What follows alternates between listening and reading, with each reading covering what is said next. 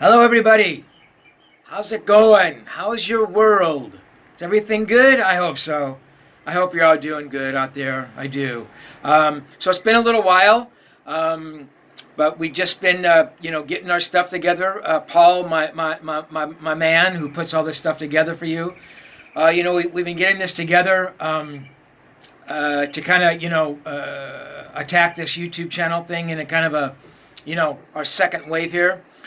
So, one of the first interviews we're going to bring to you is one of my favorite artists, songwriters, singers of all time, Brian Wilson. Mr. Brian Wilson. I mean, when I was 13 years old, I used to sit on my front porch. I was still living at home with my parents, of course, and have my little transistor radio. And I hear a Beach Boys song come on the radio, and I would flip out. I wanted to be a surfer so badly, which is a tough thing to do when you're afraid of the water, you don't swim very well, you don't have a surfboard, you've never been on a surfboard. And yeah, but I heard those Beach Boys songs, man, Surf City and Surfing USA, that stuff, man, I don't know what it was. It just made me so happy and filled me with so much joy to hear that music. So, all these years later, to get the opportunity to actually sit in Brian Wilson's house, talking to him was, just, it was surreal, and if you listen to the interview, the first 5 minutes, I'm saying, Brian, I don't say this often, and I've been writing for 25 years, and you were one of my favorite people in the world, and I can't believe I'm here with you, and blah, blah, blah, and it was all true. That was a hard one. I was so tongue-tied and nervous, and, just so in awe of the guy, but he was wonderful, so much more I wanted to ask him, and now I think of it, all the stuff I could have asked him, but it was great. And you're going to hear one unbelievable little section here where he does a little bit of singing. And I'm not going to tell you what song he sings because you're going to have to listen to that and find out yourself. But this is a Brian Wilson interview I did on June 21st, 1998. Brian had just come out with Imagination, which is one of his very first solo records. And it was amazing. And I had an incredible time. And yeah. So I hope you will too, and I hope it brings you back to your joyful youth. So check it out. Brian Wilson, y'all. Take care. See ya. Let's go surfing now. Everybody's on and out. Come on, safari with me. Bum, bum, bum, bum, bum, bum, bum, bum, bum, bum. See you guys.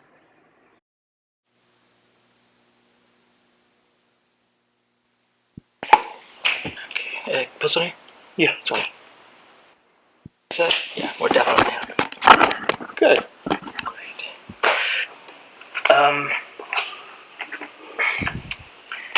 You must forgive me if I've been doing this for 25 years, and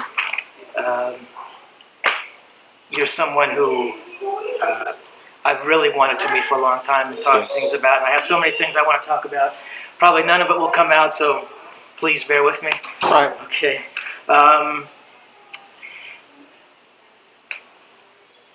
What is the process? How do you start putting together songs? I mean, are you always sitting at a piano and some chords come out? What I do is I hang out near the piano. In my house, I always have my mind on my piano. And songs come in cycles, like inspiration. And you got to take advantage of the cycle when it happens so that you can go right to your piano. So, you say cycles. I mean, is this something that you can physically feel? I mean, is it mentally? It's a mental thing. You feel the need to create something, so you go to your piano and create it. I need to create. Yeah. Wow, that's amazing. Can you tell me why there's been such a long silence from your last record? I mean, well, because it didn't sell and it hurt my feelings. The truth, I was really hurt. So I said, I'm not going to make an album again, ever again. But then after about 10 years, my friend Joe Thomas from Chicago said, why don't you make an album? I think we can make a smash album. And I said, all right, I'll do it. So I did it. Can you look back at was Orange Crate Art the last record? Yeah. I mean, can you look back at that and pull yourself away and think why it might not have appealed to people, or what was it that didn't? Well, I liked it myself, but I don't think it was really promoted very well. It was a good enough album that a lot of people could have enjoyed a lot, but it didn't. It didn't go. Have you grown as a writer these past 10 years? No, I haven't really grown that much because most of my stuff was with the Beach Boys, of course. Everybody knows that. But I haven't really grown that much musically. I've stayed about the same. You really feel that? Yeah. When you sit down and this urge overcomes you, are there ideas that happen that don't feel right, that get put aside, or is it kind of like everything that falls underneath your fingers gets developed? No, it slips through my fingers sometimes. It does. Yeah, and I get to the point where I say, I can't do it anymore. I can't do this. But then I push myself with that one last yard. You've heard the saying, the whole 9 yards. Right. If you go the whole 9 yards, you're bound to do it. It's bound to happen for you. So what songs happened first for you on this record? Well, actually, a song called "Lay Down Burden" was one of the first ones we wrote together, Joe and I. And believe it or not, I think it's a great song. And it was not about my brother, but after it was written, I associated it with my brother Carl, his death, and like that, So, did that, in a sense, did that set a direction? Did it send you in a direction of where the writing might fall? Did it, or was it just 10 or 12 completely separate songs? I mean, did it musically? Musically sort of fell into a niche. I can't figure it out myself, although I do know that the songs go together somehow, in some magical way, but I don't know how. So, where did all the production stuff come from? Is that something that just that it felt came from right? Joe and me, Joe and I, Joe Thomas and me in Chicago, in my studio in Chicago. Your home studio. Yeah, and we had a real good time of writing songs. He would start one, then I would finish it, or I would start one and he would finish it, or he'd add a section to it. The collaboration just kept going on and on, So you obviously like the collaboration. Yeah, I like to collaborate nowadays because I can bounce ideas off people. Like bounce off ideas. Does Joe play an instrument? Joe plays a keyboard. Yeah. So, I mean, does someone have to be? I know that Jimmy Buffett did some co-writing with you, and Carol Bayer Sager, I believe. Right. I mean, obviously, these are certain writers of a certain ability. Yeah. I guess the question I'm asking is, you don't mind sharing this vision? You don't mind sharing this song with this other person? Right. Exactly. Well, you've always liked that? I mean, in the past? No, I used to not want to. But now I do because I can. It's a better way to go than to write alone. It's not so lonely. You can share it with somebody. So, for instance, the lyric that Jimmy Buffett came up with, is that a lyric that you didn't think that you could write on your own, or he brought this? No, it's just that Irving Azoff suggested that he might try to write some lyrics for that song. I see. For South American, and he kicked butt. I mean, I could never have done that. Really? Oh no, I could have never done it. What is it about that lyric that? It's magic. It's all about how he dreamed about this South American girl. The way he put it together was ingenious. I thought he was a genius lyric writer. Interesting. So, what qualities do you look for in the musicians who play with you? I look for musicians that can pick up on my vibe, that can understand and help to interpret my vibration. And we found three guys that a guitar player, and a bass player and a drummer. They're called the Regulars. They live in Nashville, and they come. And we fly them into Chicago to play on my songs. I see. So you write strictly on piano, on keyboards? Yeah. Did you used to write? I mean, because the Beach Boys, obviously, you were playing bass and stuff. Were any of those songs? Did you ever compose on bass? Did any of those things ever originate? No, I never composed on a bass ever. No, just piano. I'm curious. Did you play bass because that was the one instrument that was kind of left in terms of not being a guitar player? In other words, Carl and Al were playing guitars and stuff. It seems that maybe you played bass because these other instruments were already taken. I was just always Right. curious about that. Well, Carl told me to play. He suggested I learn to play bass. I He see. taught me how to do it because he knew guitar before I knew anything. All I knew was piano.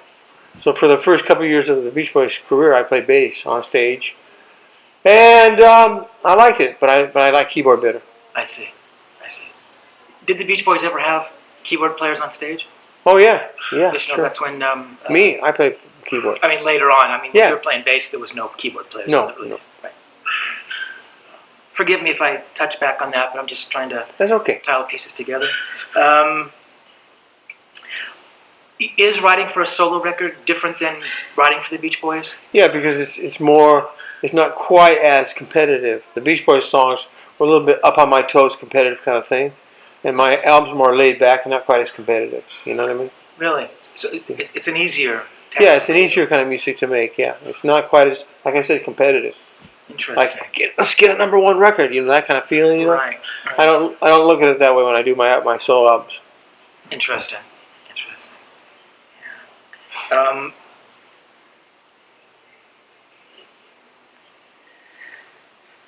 You record everything in your home studio? Yeah.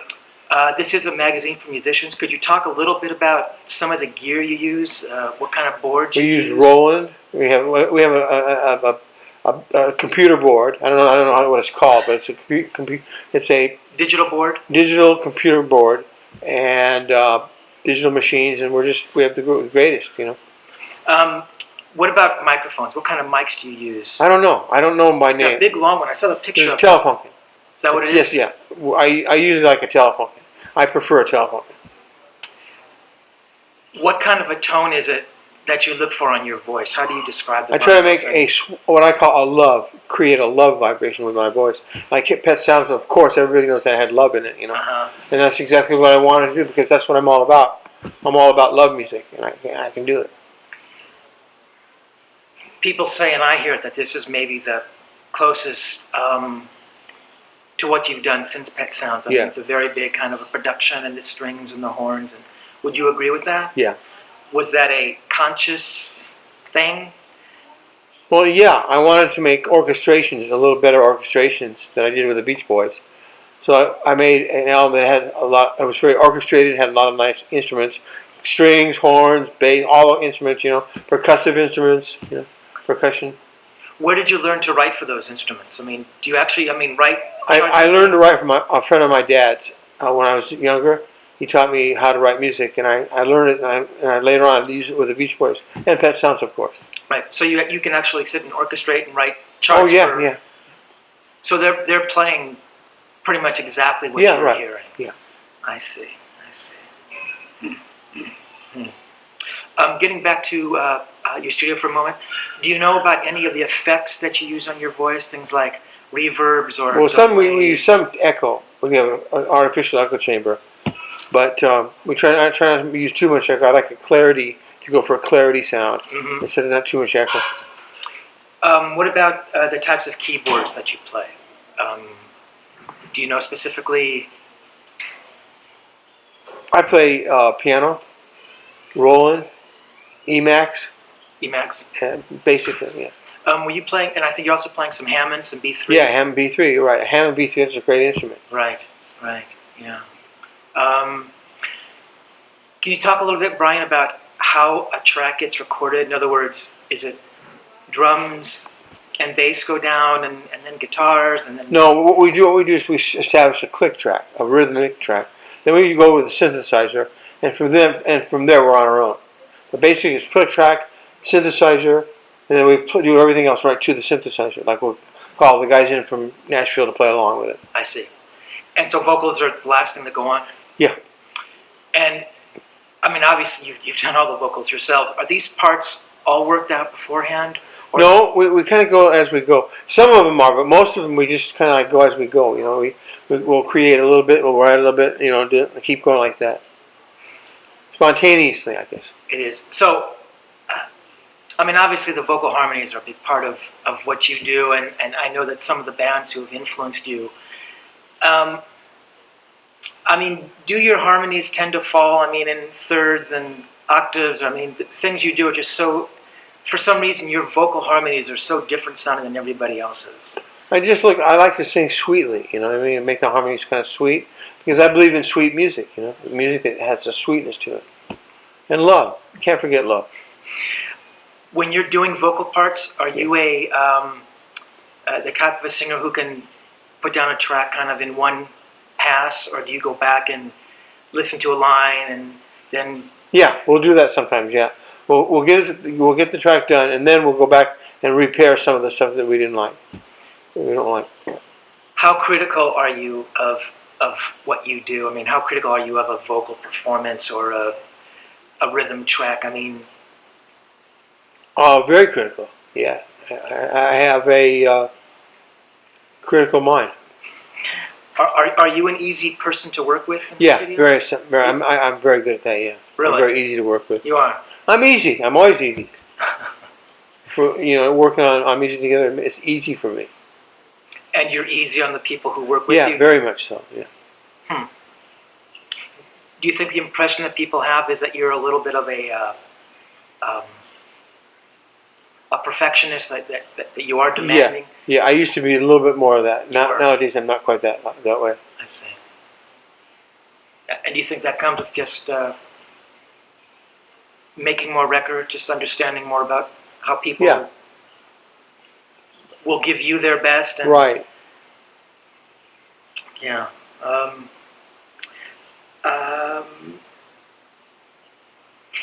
in your writing, is there such a thing for you as you talked before about the need and the urge to create? Is there a thing for you that of the perfect chord? In other words, you're writing the verse and then there's that perfect B section change. I mean, does it Right. strike you like that? Sometimes, yeah. Now and then I'll hit a good chord. Yeah. Not very often, though. You know. I know Phil Spector's good at that. I don't know if I'm that good. Oh my God, you're. I mean, he's like the best at chords, making a chord. You really believe that too, don't you? Oh yeah, I think he's the very best at chords. Yeah, I think so. Did you have you spent much time with him in his No. company? No. Have you ever worked with him Yeah, once. once? Twice. Once he had me playing piano on one of his Christmas album songs. Then he had to pull me off the piano because I couldn't play it right. But at least I started to do it, you know. So that's my big claim to fame with Phil Spector is I played on one of his Christmas songs. Were you ever tempted to ask him to work with you on any solo record or Beach Boys project? Or Have what? did you ever want to maybe think of asking him to come in to work on any of your records or No, anything? he called me once in 1969 and asked me if I would like to do an album with him, and I passed on it. I said I'm too scared. Really? I said I wouldn't be able to work with you. I'm too scared. Wow, So I had to sacrifice that. that's amazing. Um, Let Him Run Wild and Keep an Eye on Summer were songs originally written for the Beach Boys. Yeah. What was it about those songs that they never made it to record? They did though. Just keep an eye on summer and Let 'Em Run Wild were both on Beach Boy albums. Oh, they were. I'm Yeah. sorry. Yeah. Forgive me. I'm Oh, no sorry. problem. No problem. The next question: Why did you decide to re-record them?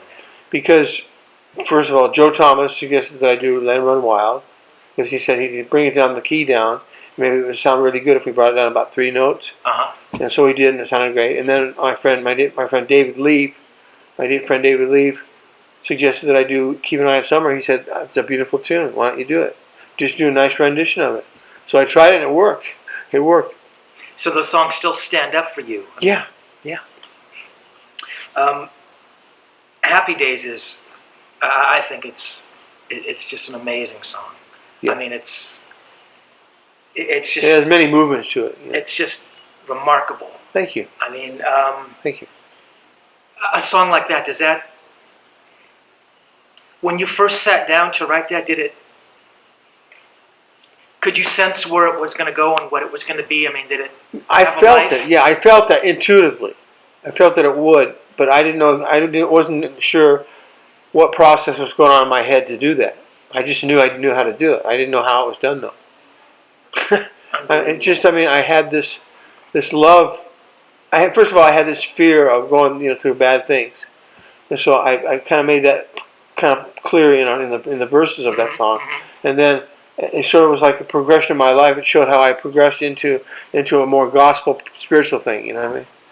I think it's probably the best, one of the best cuts I've ever done. You do. Yeah. I'm glad to hear you say that. I'm glad that I'm not so stupid in hearing what you do that I've missed. No, you're not stupid. I mean that, and not that it sounds like Good Vibrations in any respect, but No. the way that it builds and, like you say, the movements and Yeah. it takes someone with writing experience like you've had, Yeah. who've done To do that. to do that. Yeah. I wasn't copying anybody. Actually, I was just doing my thing. That is just People might think, well, you're copying Paul McCartney or Phil Spector. I said, I'm not copying them. I'm doing my thing. no. That's. You think I'm copying Paul McCartney? I've never heard you copy Paul No. McCartney. That's absurd. I mean, I don't understand those statements at all. I mean, you listen to the new Paul McCartney record, that's ludicrous. Whoever says that does not understand what you do or Right. what Paul McCartney does for that matter. So that's. The record has, even though it has a big production thing, it really is pretty much an acoustic record. I mean, the guitar players aren't doing like lots of big electric guitar chords. Right. I mean, was that something again that you kind of heard that? What? Is that something that you were hearing in terms of the acoustic kind of a treatment, acoustic guitars, and as opposed to big electrics and? Yeah. I mean, will a song suggest to you? I mean, an acoustic guitar, or as opposed to big electric chords or big synthesizers? It was more acoustic. You're right. Yeah. We did it that way because we wanted it to not come on quite so strong. I see. So it can be more sensitive with the vocals. I see. So the vocals would be competing with the track. I see. It goes with it, instead. I see. Yeah.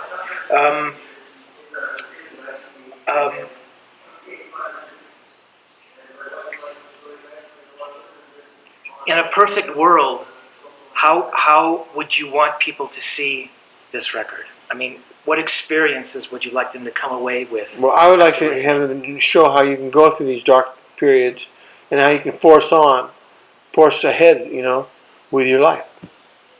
Because it's strong. Happy Days is a very, very strong piece of material. I mean, it's a strong record. It's saying something, It's really great.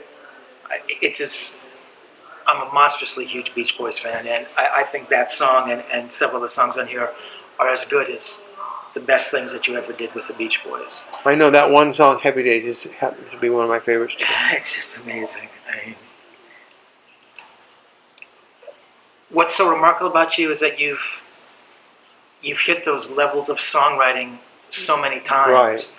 And that most writers in an entire career, in a lifetime of writing songs, will never approach that. And in a way, what you make what you do look very simple, know. And there are other writers who they let people know that this is this thing, and because they make it look more difficult, people tend to have a different perspective of what they do. And yet, right.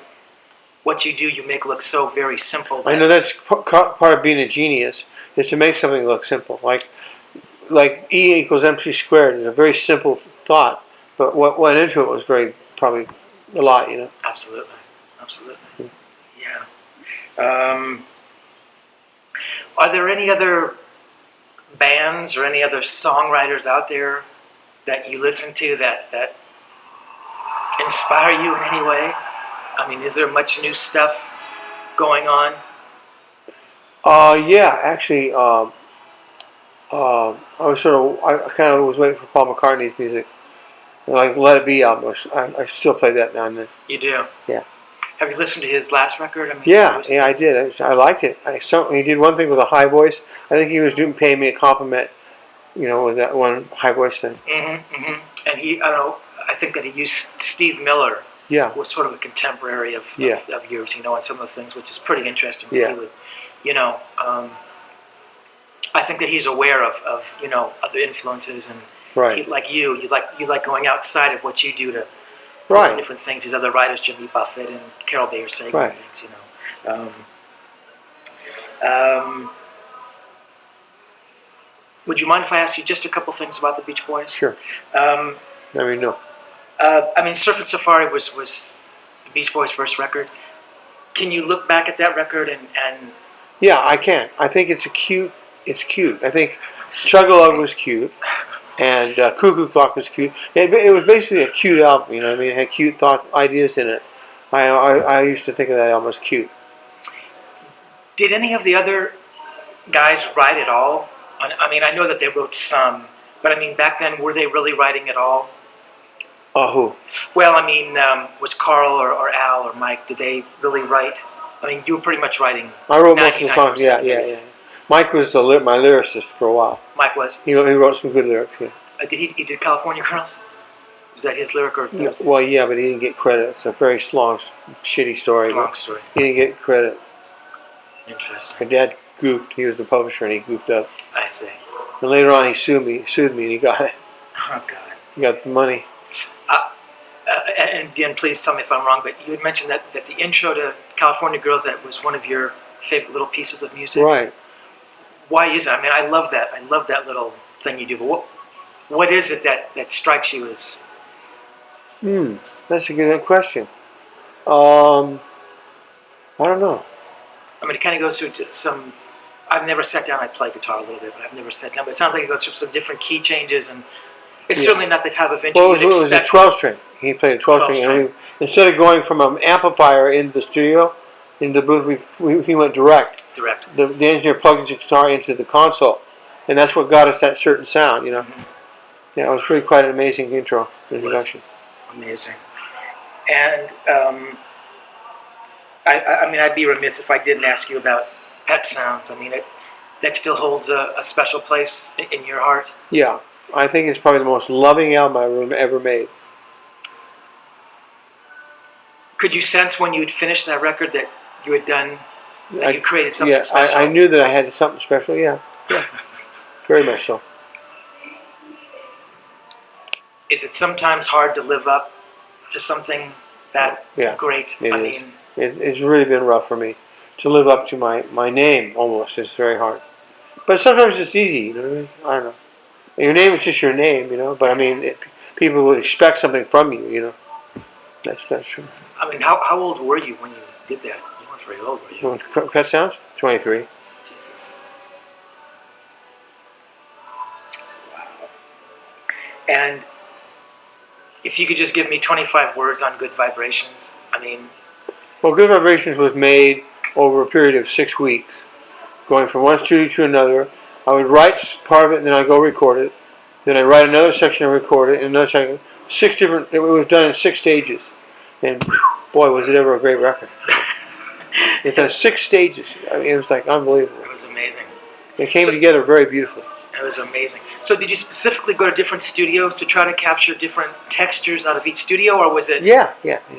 I knew the studios. I knew how they sounded. You did. And I definitely went for it. You know, went for the gold. What was the first? I mean, what was the first thing that, when you sat down to write this, what was the first chords or the first lyric or the first melody that came out for Good Vibration? I love the colorful clothes she wears. That was it. And the way the sun of it. That was done at Gold Star, where Phil Spector used to cut. Oh. It was done there, which means maybe people think he did it. You know, Phil Spector produced Good Vibrations. You know, he's a good producer. He's an amazing producer, but he's not Brian Wilson. Oh no, of course not. No, but the game is that you got to call a spade a spade. If the guy's is good at something, you say he's good at it.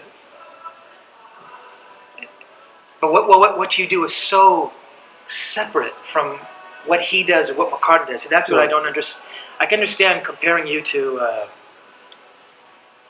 I don't know, Jan and Dean or something. Right. You know what I mean? Because that to me is. Anyway, you say that you understood the sounds of a certain studio. I mean, you were a master of that, of using the studios. Right. Did studios have a certain... In other words, if you could take those same songs and record them in studios today, I think that they would sound different. Yeah, they wouldn't sound quite as good. No, they wouldn't. That's true. You can only get it one time. That one time. Were most of these studios, they were 16 track by the time you were working? Were they still 8 track studios? Do you know? I mean, Yeah. they were still 8 Ones track. I recorded in? Yes. For Good Vibrations? Yes. We finished it on an 8 track. We started it on a 4 track. We kept going 4 track and splicing it together. And then all of a sudden we went to the 8 track. 8 track. Unbelievable. Amazing. Do you think music in general is as creative and healthy now as it was No. in the 60s No. and The 70s? 60s kicked butt. Totally. And put it mildly. The 60s kicked ass. Kicked butt. So you still do look back on that period of those bands I sure do. fondly? Of course I do, yeah. Especially the Be My Baby by the Ronettes is also one of the greater things ever created. Yeah, it was. First time, I remember. Do you remember hearing that the first time? Yeah, I pulled over in my car to the side of the road and went, what am I listening to here? I was so scared. I said, this record isn't happening. I said, I can't believe what I'm listening to. Wow.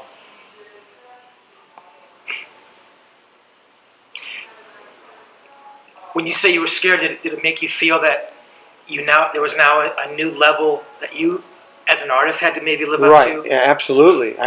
You can ask any of my friends. The one thing I wanted to do was beat Phil Spector, and I never did. But I kept trying, you know. Oh, God.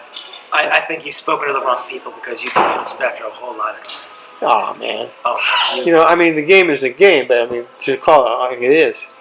Well, with me and my friends, and my songwriter friends, and my musician friends, I told them I was coming here to speak with you today, and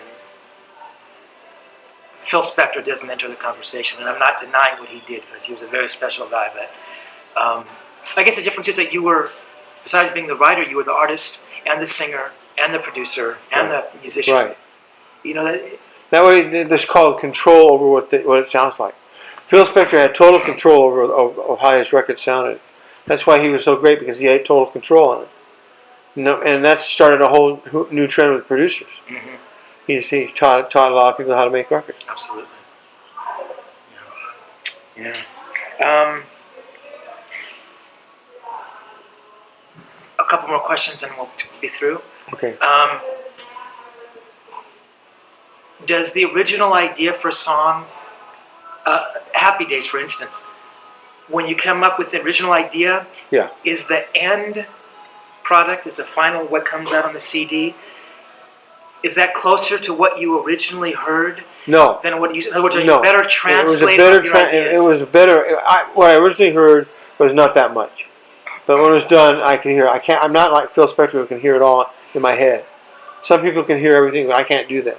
I have to do it here as I go in the studio. I see. Same way for the Beach Boys. Right. songs? Yeah. Actually, yeah. So like Good Vibrations, you had the first little verse idea, and Right. then you really, the final thing was not what you originally heard. No, absolutely not. No. I'm not able to do that. Interesting. Because it sounds like it's exactly, Yeah. you know what I mean, which I think is the sign of a true artist, songwriter. Right. You know what I mean? Yeah. That it's not some arbitrary thing that has ended up that this is the perfect, version of Happy Days, that's what this song was meant to be. Yeah. So, can you look back at the Beach Boys and try to put in words, what is the legacy that they have left behind? Good clarity of music, clear vocals, very clear Isabel vocals, and very much love in the music, Great songwriting? Right. Some good songwriting, but mostly just good vocals. We're known for our vocals, Wow. Michael Love's voice is super. He has a super good voice. Wow. He really does. So the vocals stand up for you more than the actual songwriting? Yeah. Wow, that's amazing. I'm considered a great songwriter, but I don't consider myself. It's remarkable. I think it's your best solo record. And and I love that you've done in the past, but Yeah. I truly believe that in a sense, it could have taken 10 years. I can understand why it Right. took maybe 10 years to come to this Well, point. a lot had built up in me, so there was a lot to dump, off Exactly. my chest. So I did. Well, I didn't want the studio, just dumped it right on tape, you know. Absolutely. And I think that's great when a man can dump his chest right into what he does. Absolutely. Because everybody, in their own special way, needs to dump it out. It needs to get rid of it, you know. Absolutely. Just get it out, get rid of it, and get it going. And I think if people sense that when you're out Yeah. playing live, then Yeah. that's That gut feeling gets across to people. exactly. You know, if he's going through something, you can see that he was. Exactly. You know? It's in his eyes, or it's in his voice, or whatever. Absolutely. Oh, thank you, man. Thank you very much. It's an honor. I'll be It's right a back. chew one. Okay. Okay, I'm sorry.